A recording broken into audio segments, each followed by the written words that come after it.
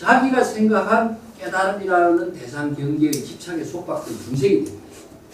그렇기 때문에 이어서 무지, 무덕 하는 말, 이무소득과 얻을 것이 없다라고 하는 것은 뭔가 바로 무시를 말하고, 그렇기 때문에 진여의 지혜가 여법학의 묘유의 작용으로 이루어진다 하는 것입니다.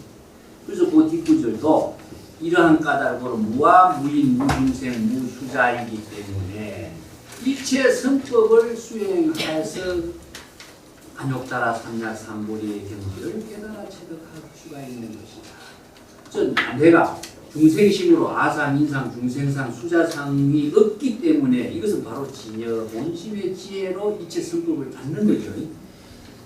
그래서 일체 성법이라는 말은 무엇이냐 하면은 선근 공덕을 이루는 법인데, 선은 무엇이냐 하면은 악을 초월하는 것을 말해요. 그래서 선근이라는 것은 우리가 천수경에 보면은 살생중재 금일참회 이런 말 있죠. 토도중재 금일참회. 이게 십선법을 이야기합니다. 십선법을. 이 십선법이라고 하는 것은 계율 생활의 모든 기준이 있는데 동시에 선정과 지혜를 사막의 일체를 이루게 하고 있습니다. 그래서 이걸 신구이 삼업을 청정하게 하거든요. 십선법이라고 하는 것은 다르게 한다면은 계율만 청정하게 하는 것이 아니라 신, 구, 몸을 청정하고 입을 청정하고 의식을 청정하게 했을 때에 중생심의 망심이 다 비워지고 궁극적으로 진여 본심의 지혜가 여법하게 생명활동하게 되는 작용이 이루어지죠. 그래서 진여 본심의 지혜가 청정심으로 작용했을 때에 바로 세상의 깨달음을 이루어지고 선법을 닦는 것이 되는데, 선법은 성근 공덕의 지혜를 이루는 법이 되죠. 그래서 십선법을 우리가 불교 수행에서는 예정해 사막을 청정하게 하는 수행은 십선법입니다. 이제 계율이 들어가죠. 불살생, 불투소, 불사음, 불망어. 이게 계율이 들어가죠. 탐진치, 삼독 다 소멸되죠.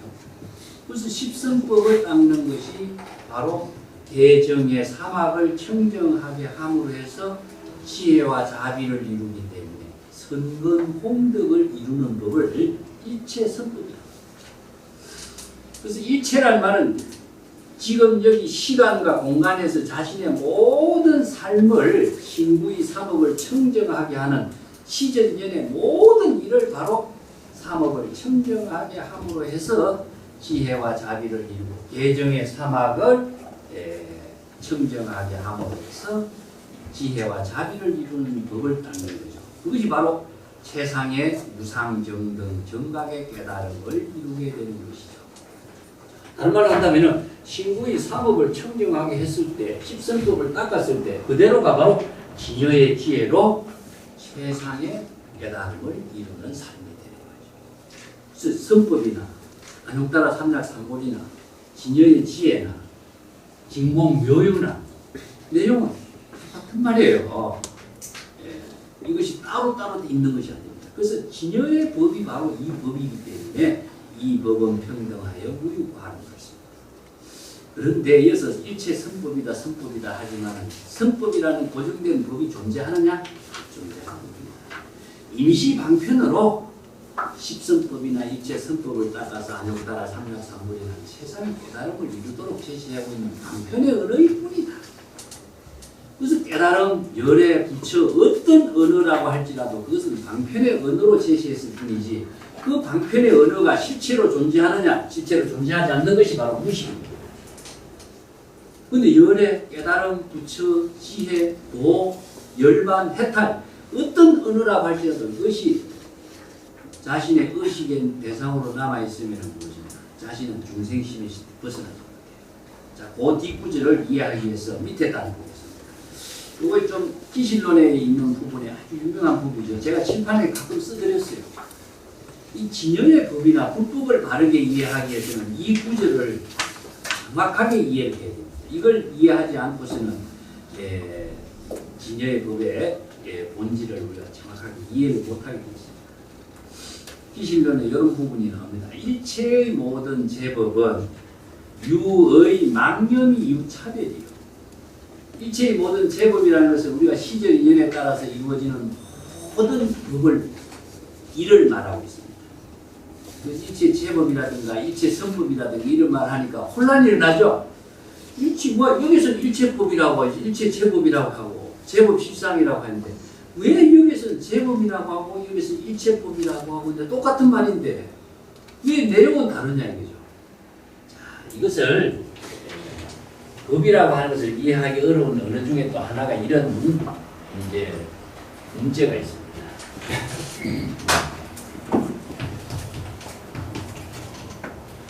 제법 실상이라고 이렇게 표현을 법학에 했어요. 제법 실상법이라고 했습니다. 근데 이 제법이죠. 이것은 무엇이냐면은 모든 존재 포함되지 않는 것이 없습니다. 제법이라고 하든가 일체법이라든가 여기에 포함되지 않는 것은 없어요. 불교는 법계의 모든 중생은 이거 법계라고 말 쓰는데 법계의 모든 중생이나 모든 존재 사물은 제멋대로 생명활동을 하는 것이 아니라 모든 존재가 여법한 법칙성에 의해서 작용하고 있기 때문에 제법이란 말씀이에요. 자, 근데 이 제법이 중생심으로 작용했을 때도 중생의 모든 제법이 이루어집니다. 중생심으로 작용하는 모든 것, 그것도 제법이고 진여의 지혜로 작용하는 것도 모든 일체법 제법이에요. 그렇기 때문에 이 법은 무엇이냐 하면은 존재가 우리가 번뇌 망념이 일어났을 때에도 이것은 제법에 들어갑니다. 그래서 진여의 지혜가 작용하는 것도 제법에 들어갑니다. 그것은 모든 법이 망념이 그냥 이루어지는 것도 아니에요. 벌써 자신이 망념에 만들 수 있는 인과 연의 관계를 만들어서 법이 만들어지는 거예요. 자신이 망념을 두었을 적에 법이 이루어집니다. 법을 이해하는데 먼저 생각해 볼게요. 법이란 글자부터 보겠습니다. 인 플러스 연을 법이라고 합니다. 인이라고 하는 것은 모든 존재의 근원적인 업인을 띠거나 선법을 만들거나 아니면 성근 공덕을 이루거나 망념의 법을 만들거나 모든 인이 씨앗이 되는 거죠. 그래서 인과 연에 의해서 모든 관계가 이루어진 것을 법이라고 합니다. 그런데 존재의 생명도 인과 연에 의해서 다 이루어요. 그래서 불교는 인연법입니다. 그래서 인연법이 어떻게 이루어지냐 하면 인과 연의 관계가 맺어지면 어떻게 되냐면 화가 이루어지죠. 화가 이루어진 것을 다른 말로 한다면 이것은 법이 이루어졌다 그런데 법이 이루어진 것은 이것은 일체의 모든 존재가 다 인연법에 의해서 존재하고 생명활동하기 때문에 인연법이 또 만들어집니다. 그래서 하나의 씨앗이 연이라고 하는 말이 참 어려운 말이에요. 자, 우리가 다르게 비유한다면 보리의 씨앗이라 합시다. 보리의 씨앗이 책상 위에 있으면 항상 보리의 씨앗으로 남아요. 그런데 오래 지나면 어떻습니까? 썩어버립니다. 그렇지만은 이 보리의 씨앗이 자 물을 만나고 흙을 만나고 또 사람을 만나서 이것이 땅에 묻게 되면 어떻게 되죠? 시절 인연을 맡게 되죠. 그게 이제 시절 인연이라고 하는 인연입니다. 시절 인연의 인연. 그래서 우리의 씨앗이나 아무리 귀중한 존재, 우리가 우리 사람도 마찬가지잖아요.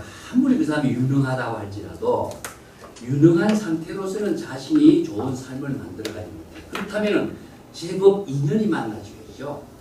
좋은 사람과의 인연이 맞아지고 좋은 또 스승과 친구와의 인연이 맺어지고 모든 가르침과의 인연을 통해서 자신이 환경, 이거 전체적으로 한다면 환경이라고 하죠.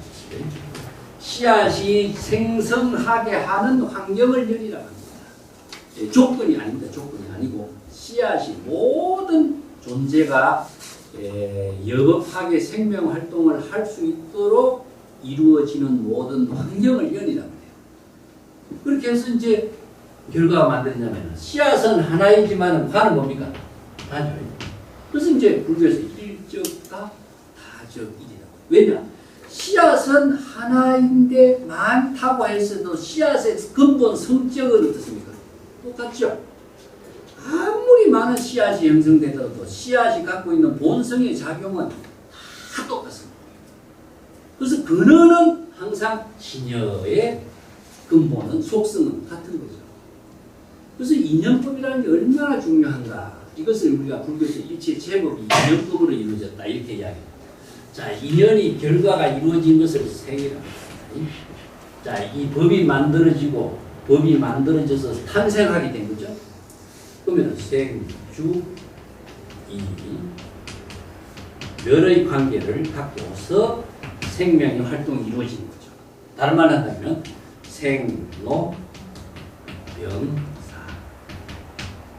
이게 바로 일체 제법이 존재하고 있는 모습이다. 이거 전체를 무상이라고 합니다. 그래서 무상이라고 하는 것 자체가 나쁜 뜻이 아니라 생명 활동하는 그 실체를 내용을 이야기하는 게 무상이죠. 생명이 태어나서 잠시 시절 인연에 따라 머물면서 그냥 머무르냐 변화되면서 머물러. 나중에 소멸되죠. 궁극적으로 공으로. 그래서 실체로 존재하는 건 없죠. 지금 생주이멸하고 생로병사하는 과정에서도 본래 그대로의 상태, 그 상태로서 존재하는 생명 존재는 없어요. 그래서 이게 제법이라고 하는 것은 항상 변화되면서 생명 활동하고 있는 것을 제법의 실상이라고 해요. 제법의 진실된 모습이라고 하는 것은 고정된 상태로 존재하지 않아요. 그래서 불교에서 제행이 무상이요 이런 말씀, 제3법이 나오죠. 제법이 무아요. 왜냐? 자아의 독자적인 존재로서 실체성을 갖고 존재하는 것이 아니라 자아의 실체성이 존재할 수 있는 것은 없어요. 끊임없이 변화되면서 작용하고 있기 때문에. 그래서 이제 무상, 무아 이런 법을 이야기하죠. 이게 바로 생명의 실상이기 때문에 일체의 모든 법은 어떤 존재라고 할지라도 인연법에 의해서 작용하고 있기 때문에 고정된 실체로서 자아의 존재의 어떤 형태의 모습으로서의 고정된 상태는 존재하죠. 그렇다면 우리가 태어난 상태로 존재한다면 태어난 상태로 있어야 되는데 우리는 끊임없이 변화되고 있는 거죠.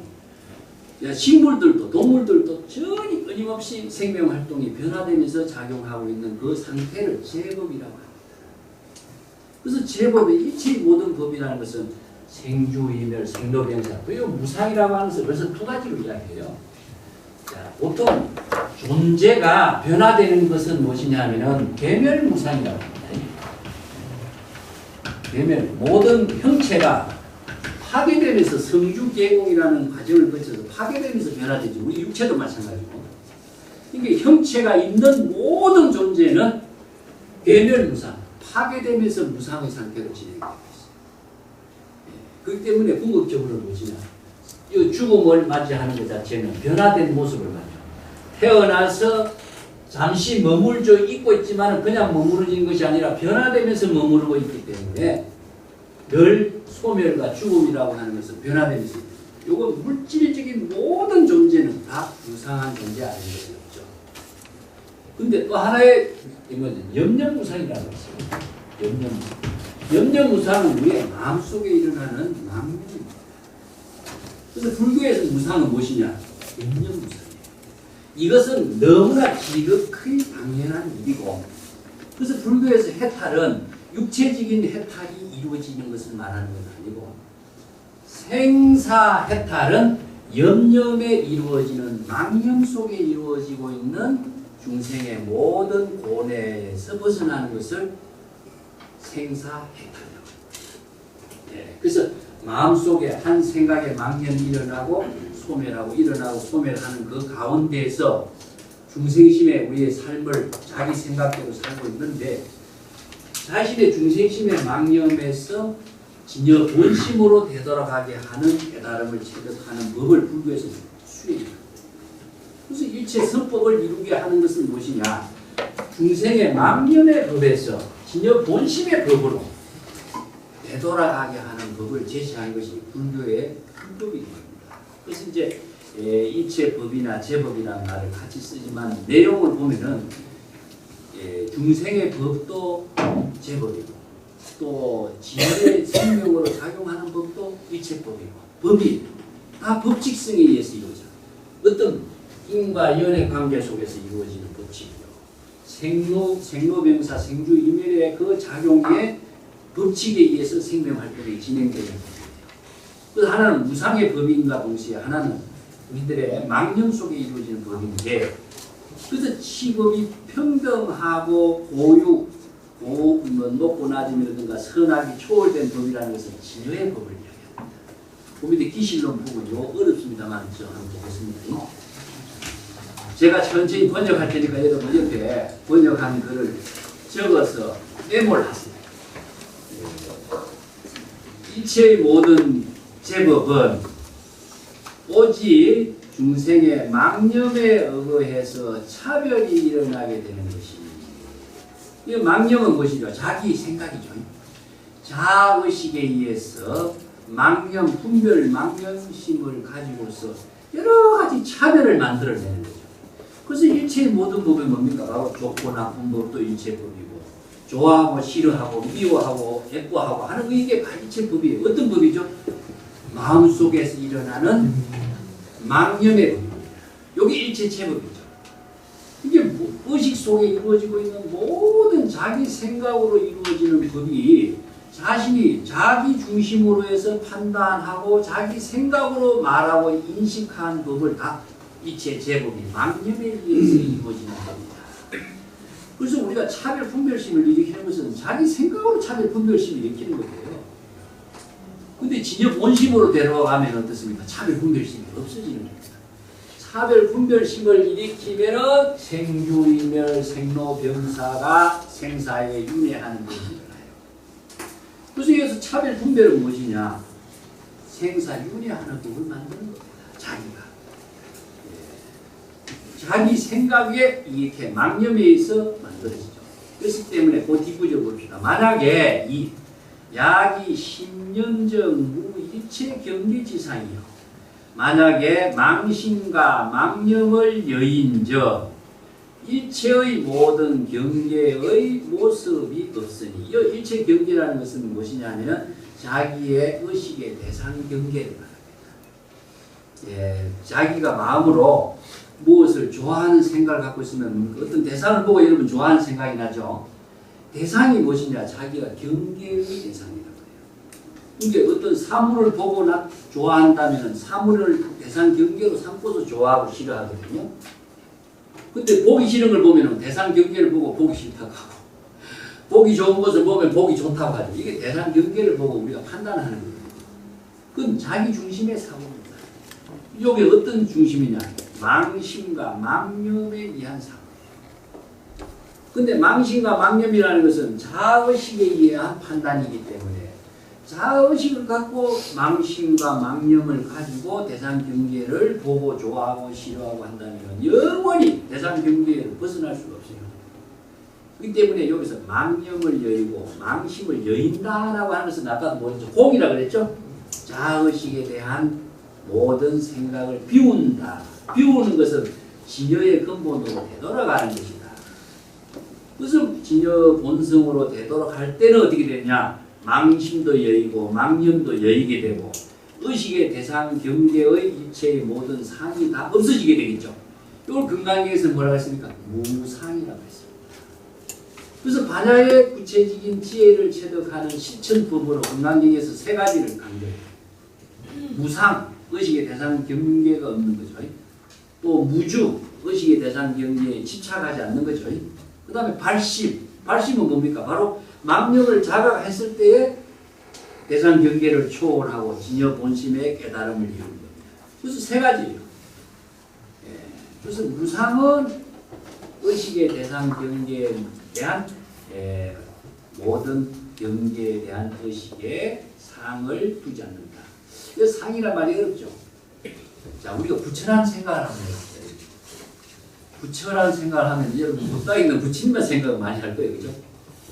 그래서 이 부처의 상을 생각하면 부처의 상에 내가 경계지상에, 경계의 상에 집착되고 자기 생각으로 집착되고 아니면은 깨달음의 경지 생각하면 깨달음의 경지라고 하는 그 의식의 대상 경계에 집착되고 아니면 집에 두고 온 우리 어떤 그 가족 생각을 해보세요.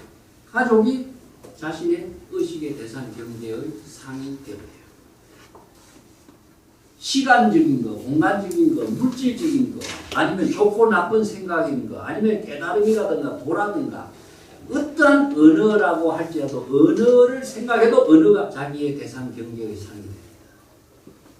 그래서 이 상을 무상의 경지를 이룬다라고 하는 것은 어떻게 해야 될 것인가? 구체적으로 여기 밑에 나와요. 그런 까닭으로 일체의 법은 종본이래로 일체의 모든 법, 여기서 일체의 법은 바로 모든 존재가 생명활동하는 모든 법은 어떻게 이루어지냐? 본래부터 종본 이래라는 본래로부터 이건 누가 그렇게 시켜서 이루어진 게 아니에요. 이게 무시라 시작하는 것도 없고 누구의 의거에서도 일체의 모든 법이 생명활동하는 것도 아니에요. 본래 그대로 열애, 이걸 종본이래를 열애를 합니다. 본래 그대로 본래부터 자연 그대로 여여하게 생명활동하고 있는 모습이 어떻게 모습이 생명활동을 하고 있느냐? 은설상을 여의고, 은설상이 뭐죠? 일체의 모든 언어에 대한 의식의 대상 경계를 여는 거죠. 그 은설상이라는 것은 우리가 불교 경전 공부할 적에 여러 가지 수없이 많은 방편의 언어가 있죠. 방편의 언어를 안욕따라 삼약 삼본이다, 열애다, 깨달음이다, 뭐 이런 방편의 언어가 많이 나오는데 방편의 언어를 의식하고 있으면은 내가 방편의 언어에 속박되고 있는 은설상에서 지금 대상 경계에 집착되어 있어요. 근데 이체의 모든 존재의 생명의 근원인 진여는 은설상이 없어요. 은설상을 얘기해요. 그게 방편의 언어를 알고 있다 하는 것은요, 그러한 지혜를 깨닫도록 우리가 방편의 언어를 배우고 익히는 것인데, 방편의 언어를 의식하고 있으면 뭡니까? 지혜는 이루어지지 않고 방편의 언어의 속박에, 의식의 속박에, 지식의 속박에 사로잡혀 있는 거예요. 그렇기 때문에 언어를 초월해야만이 그 지혜를 자신의 지혜로 쓸 수 있는 경지가 되죠. 그래서 참선 공부할 적에 언어를 통하지 않고서는 그 방편의 본문을 체득할 수가 없기 때문에 언어를 통해서 수행하지만은 언어를 초월할 수 있는 지혜를 자기가 갖추지 못하면 언어의 속박에서 벗어나지 못합니다.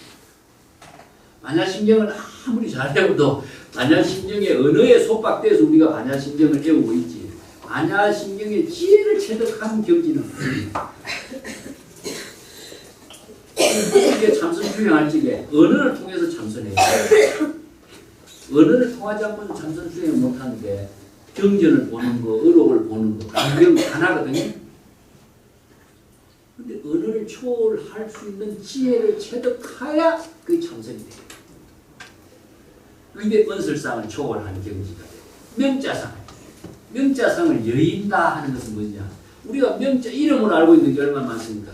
우리가 가족들 이름도 다 명자고, 부처님의 이름도 명자고, 뭐 아라한이라든가 수없이 많은 사람들이 이름을 다 가지고 있어요.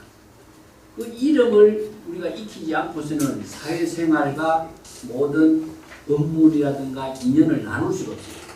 그렇지만 그 이름 하나하나를 의식하고 있으면 아직까지 이름에 속박되는 사람밖에 안 돼요. 그래서 명자상을 여어야 돼요. 세 번째는 심연상. 심은 자기 마음대로입니다. 자기 망심이고, 여는 무엇이냐? 의식의 대상 경계입니다. 환경이죠.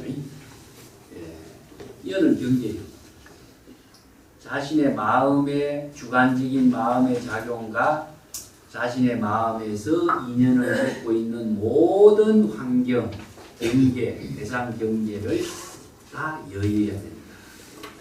자, 이걸 다른 말로 내가 지난번에 써드렸습니다.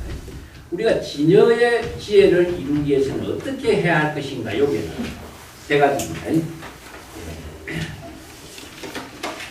이 경지를 이루지 않고서는 진여 삼매를 이룰 수가 없어요.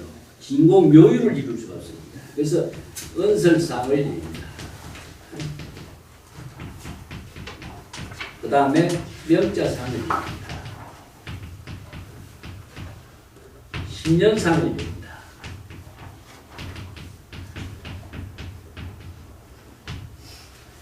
요 세 가지가 의식 속에 남아있으면 나는 아직까지 진여의 지혜를 이루지 못한 상태입니다. 자, 여기에 무상, 무주, 모든 은설상, 명자상, 신년상을 여인 경지가 무상이고 은설상, 명자상, 신년상의 경지에 머무르지 않는 경지가 무주예요.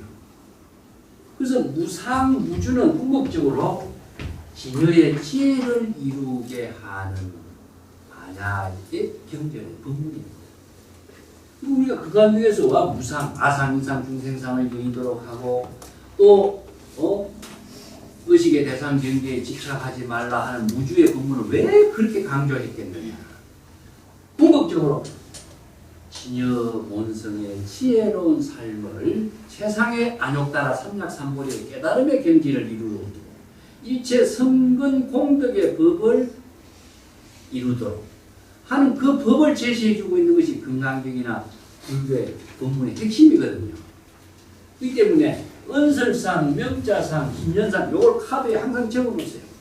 내가 지금 공부를 하고 있는데 대상 경계에 어느 문자에 걸려있는가, 어떤 이름에 속박되어 있는가, 내 생각으로 모든 경계를 만들어서 좋고 나쁜 차별 분별심을 갖고 있는가, 이런 의식을 갖고 있으면 이것을 내가 아직 망념의 중생의 망념 속에 살고 있구나, 망념의 속에 있다는 사실을 본인이 자각하는 것이 뭐라고 했습니까? 여기 발심이라는 거죠.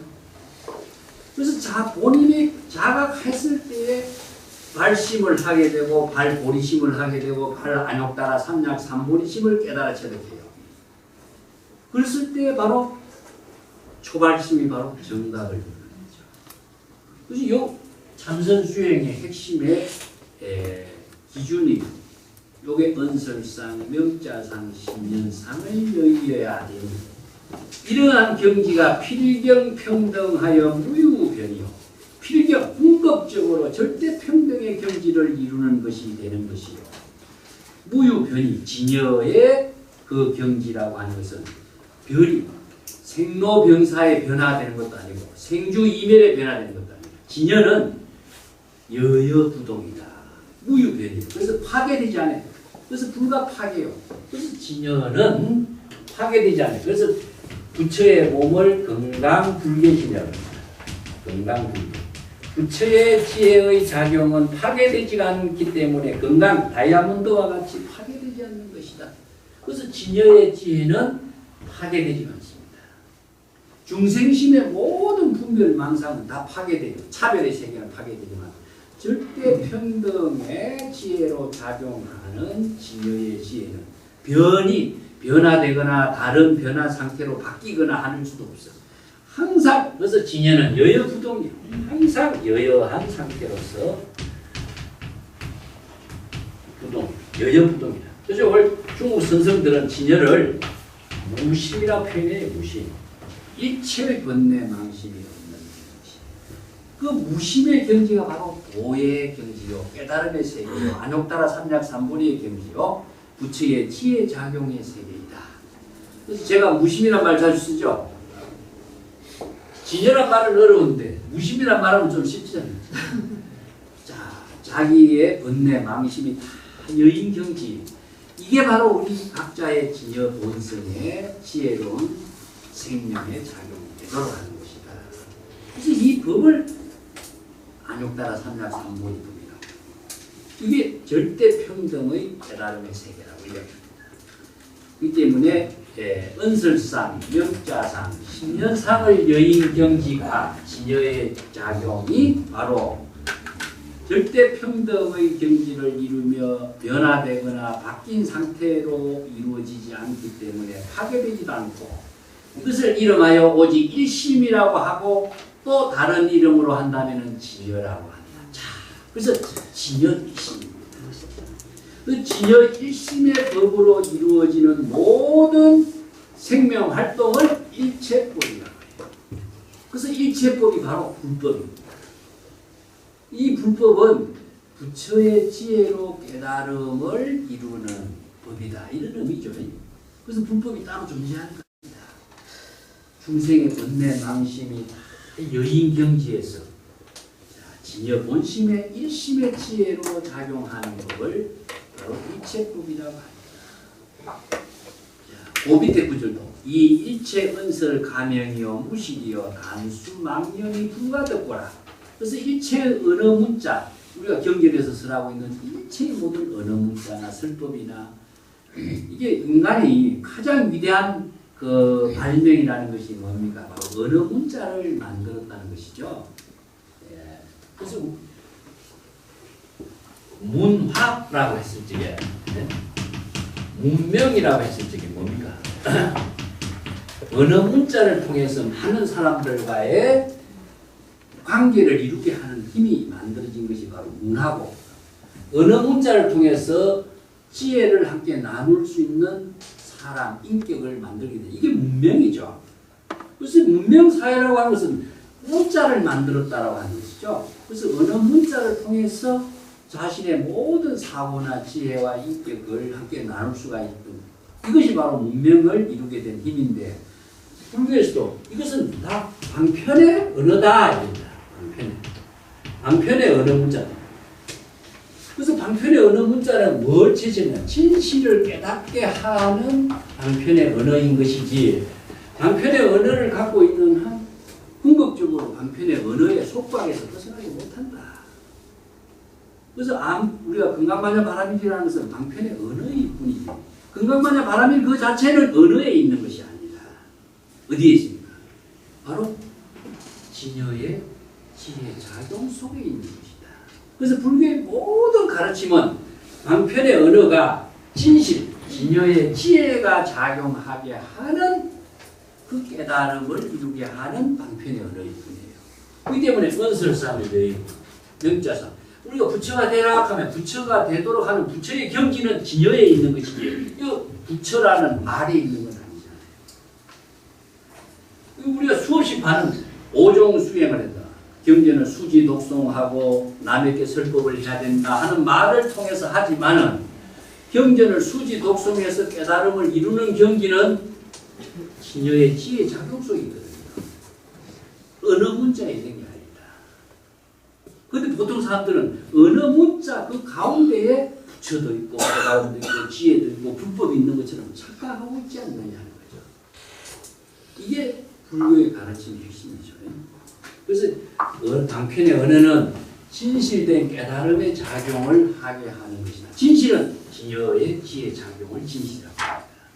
그래서 모든 언어가 각자 진여 본성의 지혜로운 삶이 되도록 하고 부처가 되도록 하고 열애가 되도록 했을 때에 그 작용하는 힘이 바로 일체 선법이 이루어진다. 그 일체 선법은 신구의 삼업을 청정하게 함으로 해서 지혜와 자비를 이루는 공덕이 이루어집니다.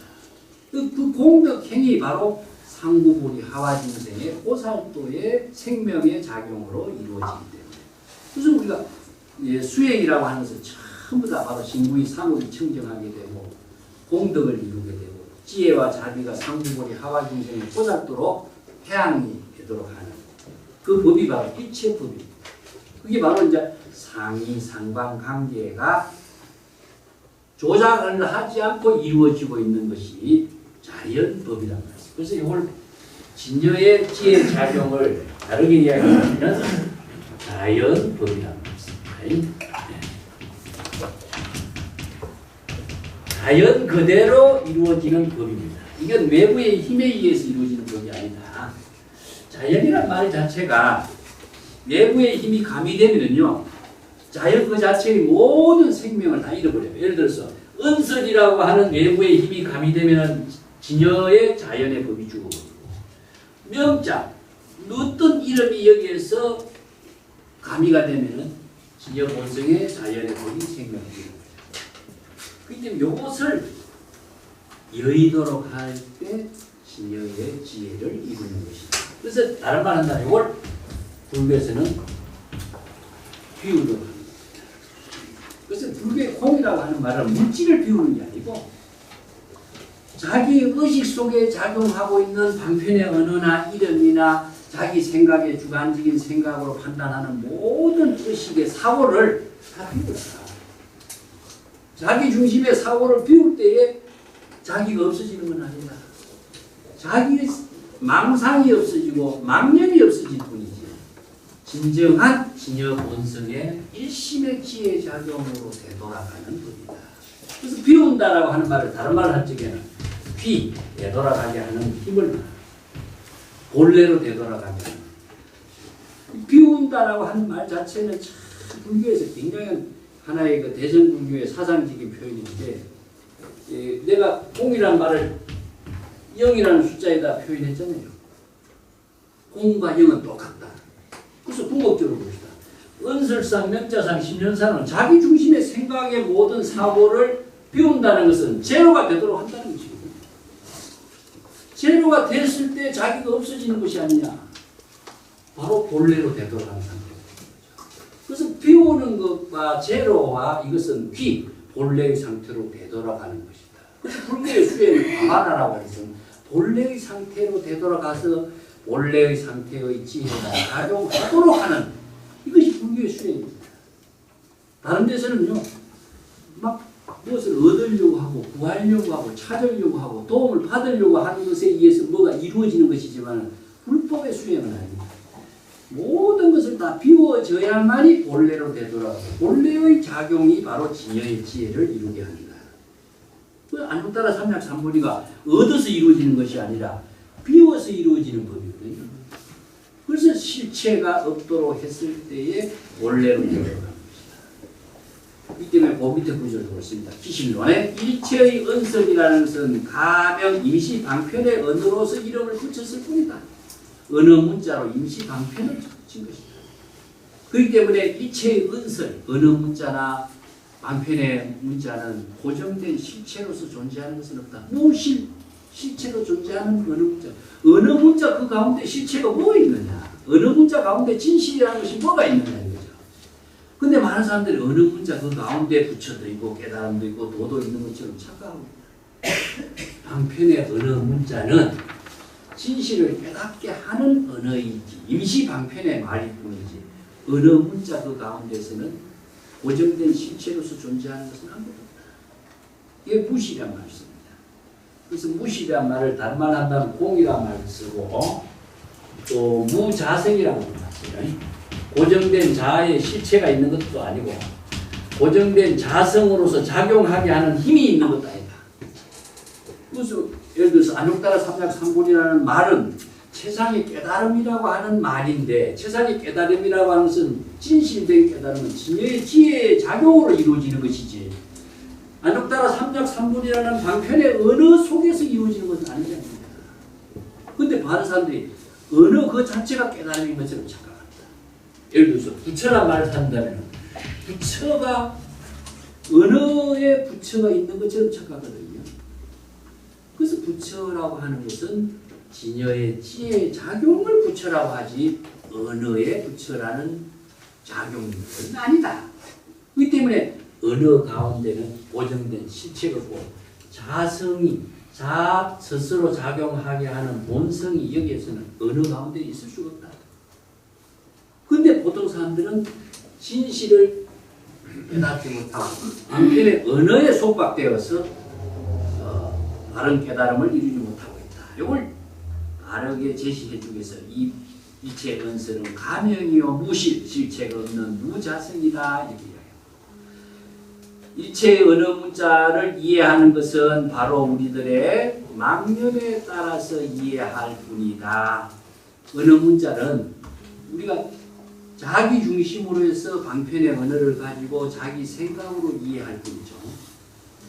그래서 자기 생각에 따라서 이해할 뿐이다.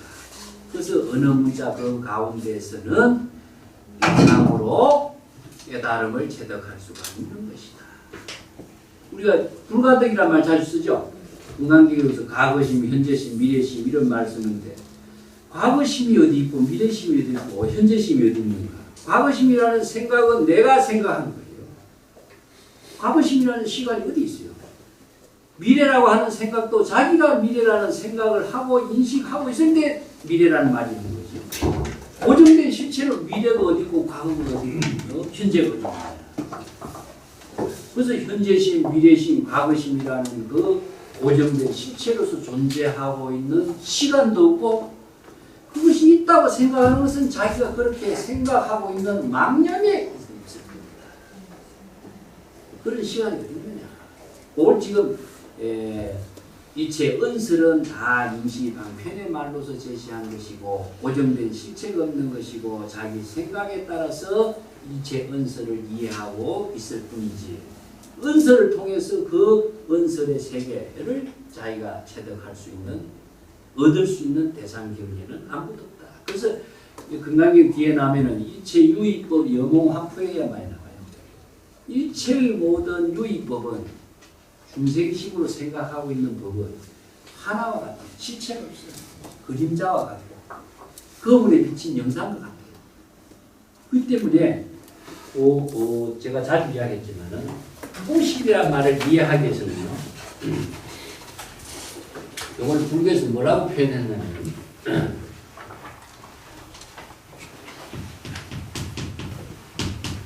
고정된 실체가 없다. 이것을 무자성이라고 표현해요. 다른 말을 한다면은 이걸 공이라고 해요. 이걸 거울의 비유로서 이야기해 봅시다.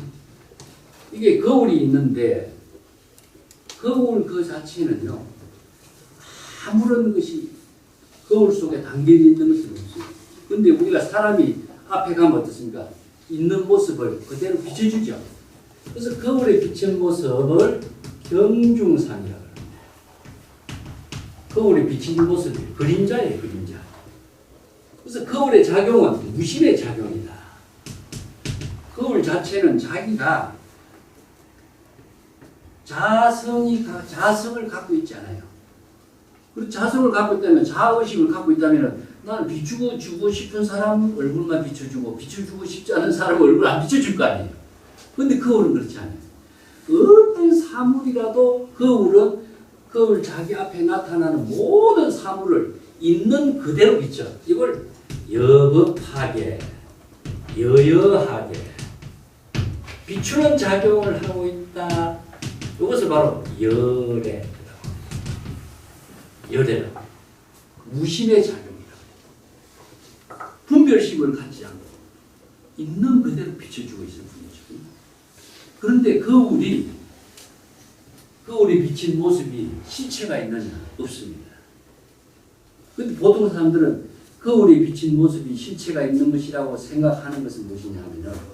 자기가 거울 속에 비치는 모습이 실체한다는 자기 생각으로, 망념으로 있다고 생각합니다. 자, 우리의 마음 속에 인식하고 있는 신년상이라고 하는 것이 있죠.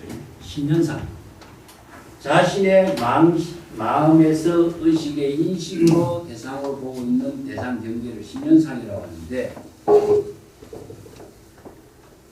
자신의 마음속에 나타나고 있는 어떤 모습이 좋다는 생각이고 자기가 이것은 꼭 내가 이렇게 판단하는 것이 옳다고 생각하면은 그 사람들은 관찰을 하려고 그러잖아요. 그것은 뭐냐? 자기가 하는 것이 옳다라고 하는 것과 자기 판단이 바른 것을 자기가 주장하다 보니까 자기가 생각한 대로 관찰하는데 실제로 뭐냐? 거울 속에 비친 나의 그림자가 같아요. 근데 자기 생각으로 그 그림자의 실체를 존재하는 것으로, 옳은 것으로 판단하고 있을 거죠. 거울 속에 비친 것은 아무것도 없습니다. 그래서 우리 생각으로 의식의 대상으로 생각하는 것이 다 이게 그림자와 같아요. 그래서 요 말을 원효의 그 깨달음에 또 요 말을 이야기해요. 다르게 이해하는 것이 계속 하나를 더 적어볼게요. 원효의 그 작용과 같은 게 기실론의 신생적 종종법칙이요. 신멸적 종종분별이라는 말이 나옵니다.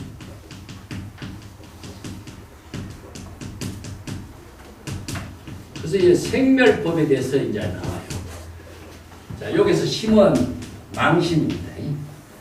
자기 중심으로 자기 중심으로 자신의 망심이 일어난 적 의식의 대상 경계의 모든 법이 일어나고 자기의 망심 속에 망심이 다 소멸한 적 의식의 대상 경계의 여러 모든 법, 일체법을 종조법이라고 합니다. 일체의 모든 의식의 대상 경계의 모든 법이 다 소멸한다. 자, 궁극적으로는 거울 속에 비치는 모습은 자기가 거울 앞에 다가갔을 때 거울에 나타났지만 거울을 떠나면 어떻습니까? 거울 앞에 자기의 모습은 없는 거나 마찬가지죠. 그래서 자기 중심의 사고에 의해서 거울에 자신의 모습이 나타났을 뿐이지 자기를 비워버린다면 거울에 자기 모습이 나타나지 않는 것을 법이 일어났다가 법이 소멸되는 것을 거울에 나타나는 영상과 같은 거다. 그 원조가 중국에 구범여행 가다가 그 해골물 이야기가 나오지 않습니까? 깜깜했을 때 그 목이 말라서 그 해골물을 먹어서 아주 갈증을 해소시켰는데 아침에 보니까 자기가 먹은 물이 해골에 담겨있는 모습을 보고 구역질이 막 일어났다 이거예요. 어제 저녁에는 시원하게 갈증을 해소했는데 왜 해골을 보니까 구역질이 일어나겠어요? 자기 중심으로 해골이라는 더럽다는 생각을 갖게 되면서 구역질이라고 하는 법이 일어납니다. 자기 생각에 망심에 의해서 해골을 보고 더럽다라고 하는 생각이 망념이 일어난과 동시에 구역질이 일어납니다.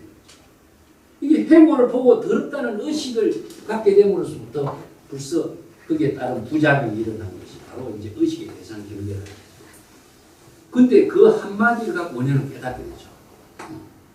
아, 내가 망심을 일으키니까 구역질이 일어나고 더럽다는 생각이 일어나고 이렇게 불편한 내 자신을 만들어서 고통스럽게 했지만 자기가 망심을 비웠을 적이 뭡니까? 어제 저녁에는 망심이 없을 때는 그런 의식이 자기를 고통스럽게 하고 구역질을 내는 그런 일은 전혀 없었잖아요. 이것은 이 개성을 듣고 깨닫게 된 겁니다. 이 거울에 비친 모습과 똑같아요. 그래서 우리가 중생은 자기 생각으로 판단하고 인식하고 보고 좋고 나쁜 판단함으로 해서 스스로 생사윤회하는 법을 만드는 것이요. 생사윤회의 법을 벗어나는 것은 무엇이냐? 자기 생각을 비울 때 생사윤회를 벗어날 수 있는 지혜를 취득하는 겁니다. 이게 바로 자기 스스로를 해탈하게 하는 법을 망념을 자각했을 때 이루어지는 겁니다. 그래서 안욕따라 삼약삼보리나 열애나 부처나 수없이 많은 방편의 언어가 나오지만 방편의 언어라고 하는 것을 의식하고 있을 때는 아직까지 진효의 지혜는 작용하지 않습니다. 이걸 항상 생각해요.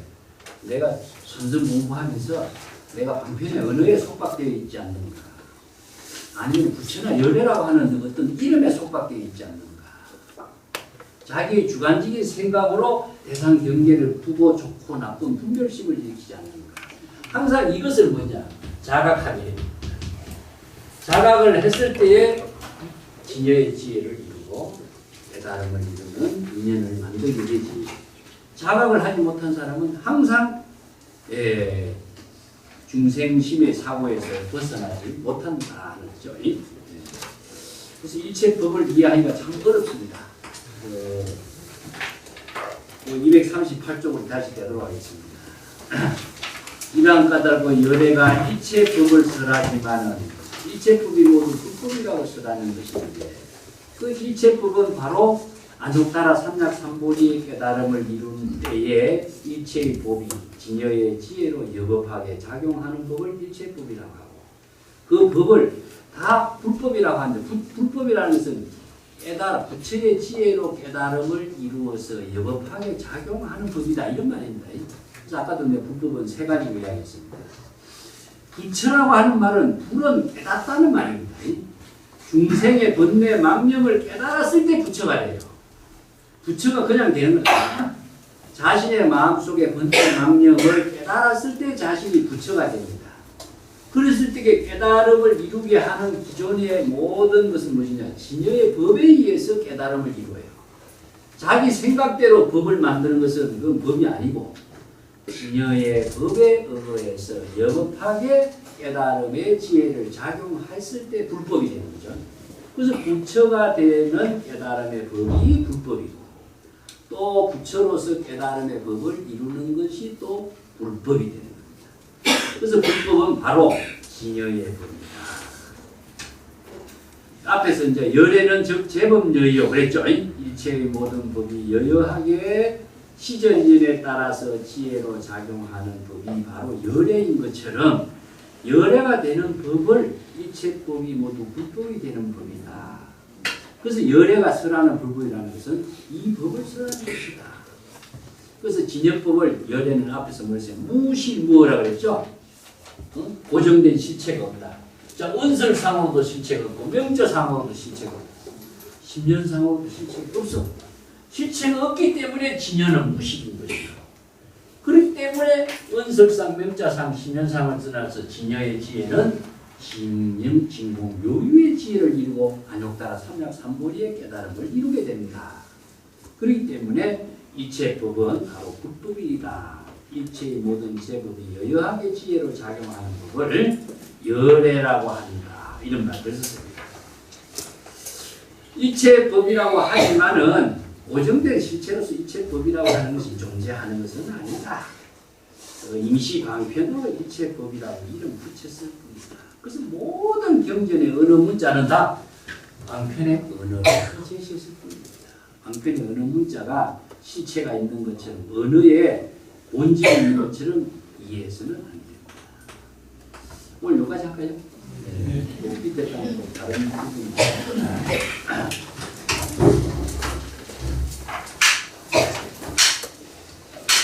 감사합니다.